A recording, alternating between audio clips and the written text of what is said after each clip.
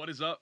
Today, I am excited about this one. Doing a little bit of a special feature today on one of my favorite Instagram pages and Penn State memorabilia. My man Arif, he is Pennstatethreads on Instagram. They have the coolest stuff, classic Penn State memorabilia, all the throwback gear. And I hit him up. He was around, so I said, "Come in, bring some of this cool stuff in, and let's showcase some of this cool memorabilia you have, and showcase it to the fans." Yeah, So no, I appreciate you coming in, of man. course, Thank you man. so Thanks, much. thanks for inviting me. This was an awesome experience, I think, for both of us. Showing off our counts and what we Mm. do. So thank you for inviting me. Absolutely, absolutely. So first off, like, how'd you get into doing this, to collecting all these cool Penn State items, especially a lot of throwback? And Yeah, everybody knows that Penn State people, they are nostalgic people, so they love this, Rose Bowl from yeah. '94, Fiesta Bowls from the '90s, all that cool stuff. So how'd you get into that? Yeah, so it started in high school actually. Mm. So it was like my junior year of high school. I was abroad, and my older brother came to me with an idea of let's start something. So he just graduated at that time, or graduated a few years ago. And we had this idea of just selling vintage Penn State clothes. At the time, there was like one other person doing it, so there was a big gap in the market. We always like sold vintage clothes growing up, reselling Supreme sneakers and things Mm. like that. So we had like our foot in the game and like kind of knew how to do it. So once we came out with the idea to actually start, that was my senior year. I remember, doing deliveries after soccer practice and things like that. Real cutthroat, entrepreneurial, missing practice, things like that to go do deliveries. And then COVID hit, we kind of slowed it down a little bit Mm. because, I think a big reason for this is like tailgating and, that whole, community aspect of showing off all this merch. So that kind of died down and we got a little lazy. After COVID, we picked it up and then we started a website, which was pretty popular. It did good. We did like drops, so we'd do like 10 a.m. drops, Mm. and it would Is it be still up? not anymore. Oh, okay. So yeah, it was really good. Like we could still have it up, and I'm sure it'd be successful. It's just it costs money. Yeah, it It does. costs money to run the Absolutely. website. So it didn't seem like a necessary part to run the business. Mm. So now mainly we just do pop-ups. So I think our first pop-up was maybe my sophomore year of college, so a couple years ago, and ever since then we only do pop-ups. Started from selling on Instagram to pop-ups at the Max Mm. in the here graduate. So Do you yeah. remember what was the first piece that you sold? The Oh my first Penn gosh, State piece.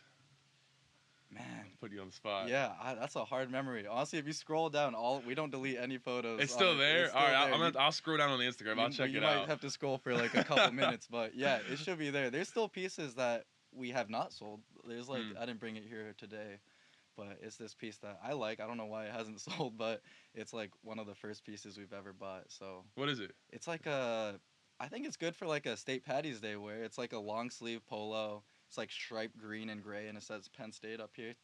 So Okay. yeah, I don't know. Yeah. Maybe one day it'll sell. Maybe after Dude, I this. mean, I feel like nowadays everybody kind of wears like the same thing. The same clothes are popular. You Yeah, see everybody wearing the same merch.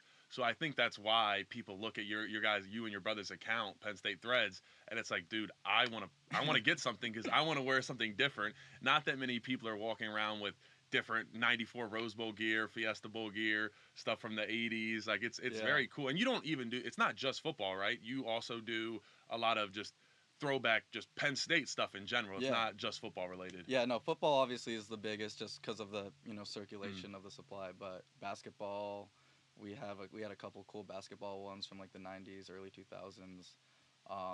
There was this one that we sold. It wasn't Penn State directly, but it was like the back of the shirt had like all the Big 10 courts, basketball courts, so it had like Northwestern, Ohio State, all that. I sold that last pop up, and it was kind of sad, kind Yeah, of tough letting that go, but at least it came to a good home, so I'm sure we'll see absolutely. it around. Yeah, these Penn State folk, they love their memorabilia, man. I'm curious though, what's your best, your favorite, your personal favorite piece My that you favorite have either piece. sold or still have that you've ever came across Yeah. in your time collecting? Honestly, that basketball one was pretty cool That was because it. it's just like the unique ones. Like you see a lot of Rose Bowl stuff, which is obviously very cool, but you see a Mm. lot of it. I think my favorite pieces are the very unique ones. Like one back here, I don't think I've ever seen You can something grab it and like hold it that. up. Yeah, so like '97 PA Hog Rally. Yeah, You we're know. thinking we had something to do with the offensive line. If I think that's pretty neat, man. Yeah, Like you're not seeing anybody else walk around State College with a shirt like this. That is unique, absolutely, absolutely absolutely unique. not. Yeah. But I am curious. I know I don't want to put pocket watching or anything, but what's the most expensive piece that you sold? You don't got to give a number Yeah. necessarily, but what do you remember what the No, I piece can, was? and I remember it Okay. vividly. It was like a denim puffer from maybe like the 90s. Had like Penn State written on the back with the lion. I sold it for 150.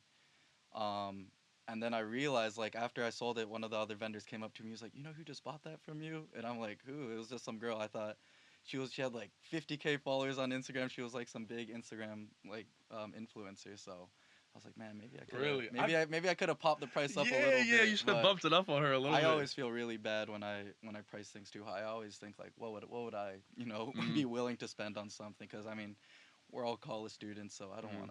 I don't wanna be price gouging. So. Yeah, I